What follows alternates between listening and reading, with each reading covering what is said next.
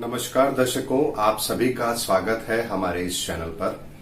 दोस्तों, आज हिंदुस्तान के अंदर एमसीएक्स एक्सचेंज पर एक ऐसी घटना हुई है जो इतिहास के अंदर पहले कभी नहीं हुई और आगे भी शायद कभी नहीं होगी। यानी कि इतिहास की सबसे बड़ी घटना आज यहां पर घटित हुई है।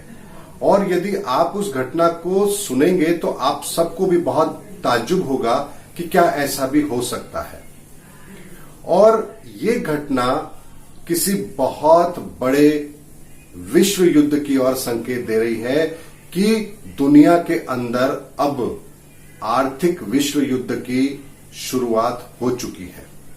और उसके दो संकेत यहां पर हमें मिले हैं। मैं आपके सामने कुछ तथ्य रखता हूं ताकि आपको ये बात समझ में आएगी कि जो मैं कहने जा रहा हूं उसमें कितनी सच्चाई है। दोस्तों, कुछ समय से चाइना ने पूरे विश्व के अंदर इक्विटी मार्केट में मंदी का फायदा उठाना शुरू किया है। और उसने भारतीय कंपनियों में ही नहीं बल्कि पूरे विश्व के अंदर जो बढ़िया कंपनियां हैं उनके अंदर पैसा लगाना शुरू कर दिया है। जैसा कि उसने इंडिया के अंदर एचडीएफसी बैंक में भी लगाया है और बहुत जगह पर उन्होंने पैसा लगाया है।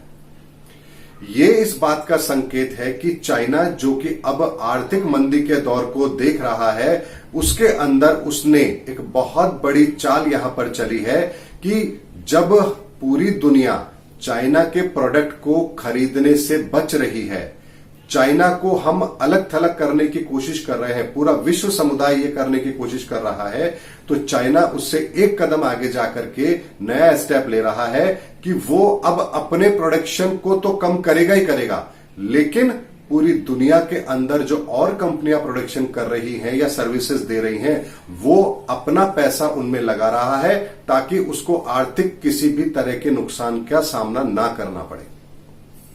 ये उसकी बहुत गहरी सोच समझ के चली हुई चाल है। और बहुत सी सरकारों ने इसको भांप भी लिया है, इसलिए एफडीआई को, चाइना से आने वाले एफडीआई को उन्होंने पूरी तरह से बैन कर दिया है, या वह सरकार की निगरानी में ही यहां पर आएगा। अब इसके दो संकेत यहां पर और निकल कर आ रहे हैं। एक ये कि इक्विटी मार्केट को अब संभाला जाएगा पूरे विश्व के अंदर, क्योंकि ज्यादा नीचे जाने पर चाइना को मौका मिलेगा इनमें इन्वेस्ट करने का। तो यहां पर इक्विटी मार्केट को संभाल के रखा जाए सरकारों के द्वारा, यह पॉसिबिलिटी भी अब यहां पर नजर आ रही है। यानी कि बहुत ज्यादा मंदी नहीं देखने को मिलेगी, यहां पर प्राइसेस में स्थिरता आपको देखने को मिलेगी, क्योंकि इसका फायदा चाइना उठा सकता है। इसलिए अब सरकारों के लिए मजबूरी हो गई है कि फाइनेंशियल मार्केट को स्टेबल रखने के लिए, इक्विटी मार्केट को स्टेबल रखने के लिए कदम उठाए जाए, नहीं तो चाइना अपना हथकंडा अपनाने में कामयाब हो जाएगा। दूसरी बात दोस्तों, कि इस समय पर आर्थिक युद्ध जो चल रहा था पिछले कुछ समय से, जैसा कि आप लोग देख रहे थे, ट्रेड वार चल रहा था अमेरिका और चाइना के बीच में। चाइना ने उसमें एक कदम आगे जाकर के काम किया। कल की एक घटना है, अमेरिका के अंदर क्रूड ऑयल के प्राइसेस मात्र 15 सेंट रह गए थे।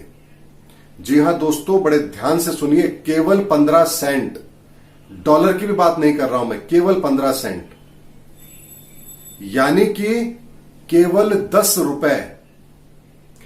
रुपए प्रति बैरल, नॉट लीटर, यानी 10 रुपए प्रति बैरल।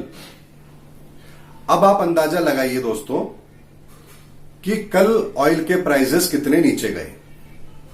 बात इतनी सी नहीं है, बात यह है कि इतनी गिरावट के पीछे का कारण क्या है। तो अमेरिका के अंदर व्यापारियों ने कल डिलीवरी माल उठाने से मना कर दिया। उन्होंने कहा हमारे को अभी इसकी जरूरत नहीं है और हम अगले महीने इसे लेंगे। और इस खबर पर इंटरनेशनल मार्केट के अंदर, मैं इंटरनेशनल मार्केट केवल यहां पर अमेरिका की बात कर रहा हूं, अमेरिका के अंदर WTI क्रूड के प्राइसेस 15 सेंट पर पहुंच गए, जिसका एक इंपैक्ट हिंदुस्तान के अंदर भी हुआ। हिंदुस्तान के अंदर क्रूड ऑयल के अंदर ट्रेडिंग होती है एमसीएक्स पर। एमसीएक्स में कल जब मार्केट ओपन हुआ तो 1100 के लगभग भाव था अप्रैल कॉन्ट्रैक्ट का, जो कि 20 अप्रैल को एक्सपायर होना था, यानी कल एक्सपायर होना था। और जो मई का कॉन्ट्रैक्ट था उसकी कीमत लगभग 1800 रुपए के आसपास थी। यानी कि एक महीने पहले का कॉन्ट्रैक्ट यानी कल का कॉन्ट्रैक्ट का कीमत 1100 रुपए और अगले महीने के कॉन्ट्रैक्ट की कीमत 1800 रुपए, यानी 700 रुपए महंगा। चलिए यहां तक तो बात समझ में आती है कि बहुत बार हमने देखा है कि मार्केट के अंदर अगले कॉन्ट्रैक्ट प्रीमियम पे या डिस्काउंट पे होते हैं, लेकिन यह भी अपने आप में एक बहुत बड़ा प्रीमियम था जो कि यहां पर जो लोग क्रूड में ट्रेड कर रहे थे उनको इतना बड़ा प्रीमियम पे करना था यदि वो अपनी पोजीशन को कैरी फॉरवर्ड करते हैं तो। अब एक नियम यहां पर और आता है कि यदि लास्ट डे जो एक्सपायरी डेट होती है उस दिन यदि आप अपना सौदा नहीं काटते हैं तो एक्सचेंज एक ड्यू डेट डिसाइड करता है, उस रेट पर सभी के सौदे स्क्वायर ऑफ हो जाते हैं।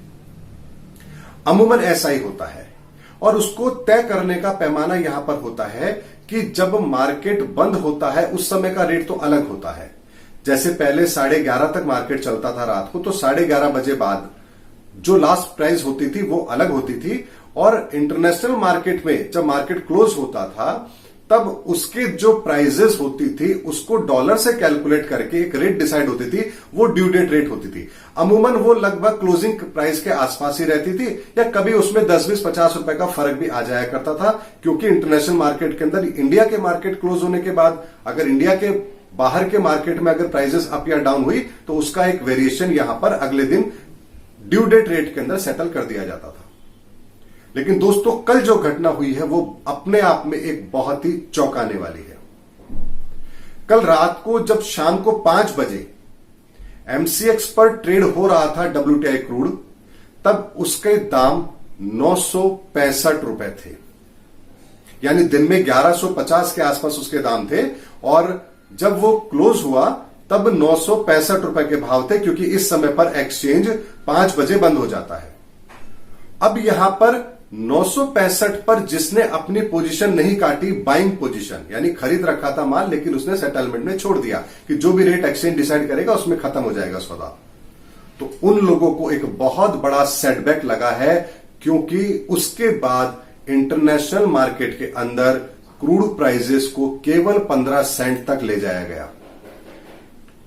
और 15 सेंट का मतलब यह हुआ कि यहां पर अगले दिन जब ड्यू डेट रेट डिसाइड की गई एक्सचेंज की तरफ से तो वो की गई 1 रुपया।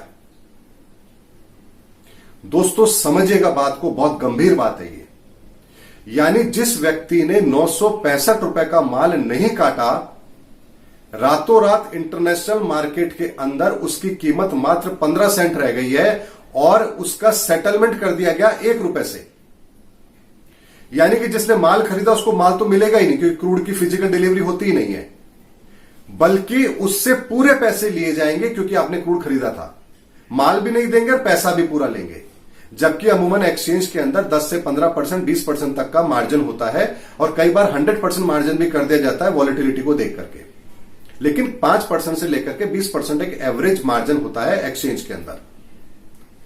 अब यदि मान लीजिए 1 रुपए के अंदर आपने उसका सेटलमेंट कर दिया, लेकिन उसी समय पर जो अगले महीने का कॉन्ट्रैक्ट 1800 रुपए कल चल रहा था, उसकी प्राइस आज भी 1650 रुपए है।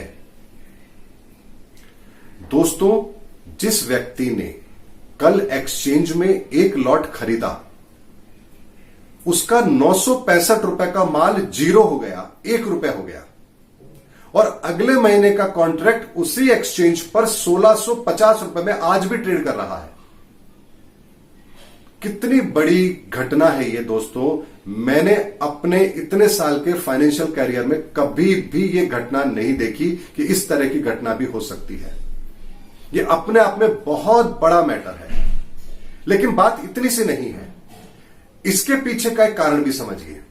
ये घटना केवल और केवल अमेरिका में हुई है। यानी कि अमेरिका के अंदर फिजिकल मार्केट के अंदर कुछ लोगों ने डिफॉल्ट किया माल लेने से और उसकी वजह से इंटरनेशनल प्राइजेस को उस रेट पर लाया गया।